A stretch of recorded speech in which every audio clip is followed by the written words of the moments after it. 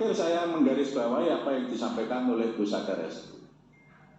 Soal ex-PNPM Mandiri yang mau dirubah menjadi BUMDesma. Menteri sebenarnya sudah sepakat dengan kita. Sepakat. Meskipun itu tidak masuk dalam kesimpulan. Menteri komitmen meskipun itu tidak masuk dalam kesimpulan, tetapi untuk ex-PNPM itu dibatalkan dipending sementara waktu untuk tidak dilanjutkan. Tapi kalau sudah komitmen, ya sebaiknya Menteri Desa membuat surat kepada pemerintah daerah, itu dipending sementara waktu. Dengan alasan apa? Ya dengan alasan bahwa Undang-Undang Cipta Kerja belum mengizinkan pemerintah untuk menggunakan Undang-Undang Cipta Kerja ini sebagai acuan untuk membuat kebijakan dalam kurun waktu 2 tahun. Ya apapun alasannya, yang penting itu dipending.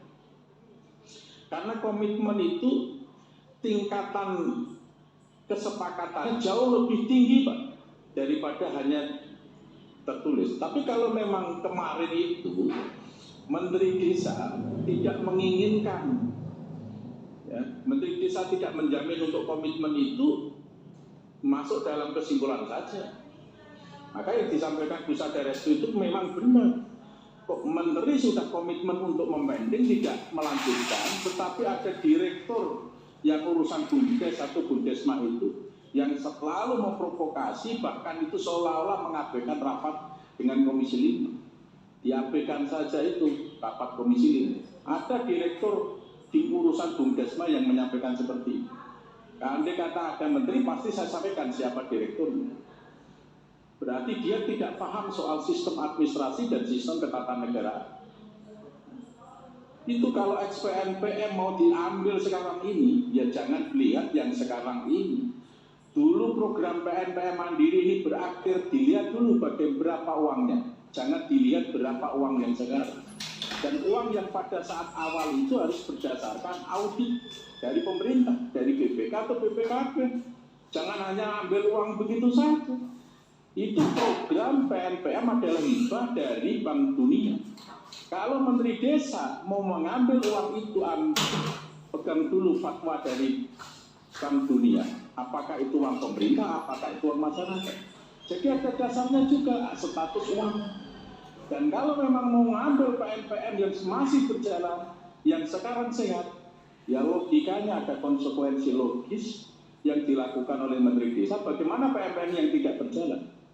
Apakah pemerintah akan menyiapkan yang tidak berjalan? Kan begitu keseimbangannya. Selama program PNPM itu berakhir, tidak berjalan, pemerintah berbuat apa? Penyertaan modal tidak pernah sama sekali, pembinaan tidak pernah sama sekali. Kok tiba-tiba sekarang ini mau ngambil? Kategori pidana, Pak. Saya ini bicara demikian bukan karena pribadi, saya konsultasi Pak sama Pukat Hukum UGM, konsultasi. Pidana itu, mengambil uangnya orang lain kok, yang dikelola secara mandiri oleh masyarakat, di mana pemerintah selama itu tidak pernah melakukan apa-apa. Kok mau mengambil dengan dua sekarang ini? Status hukumnya pun tidak jelas, karena pasal 73 PP nomor 11 tahun 2021 itu, pasal 73 itu berdiri sendiri, nggak ada kaitannya dengan pasal-pasal yang lain dalam PP tersebut. Kok bisa tiba-tiba ada PP pasal 73 yang jatuh dari langit? Status hukumnya aja yang dijadikan pedoman PP-nya aja tidak jelas. Jadi itu, jangan spekulasi Pak, BUMDesma.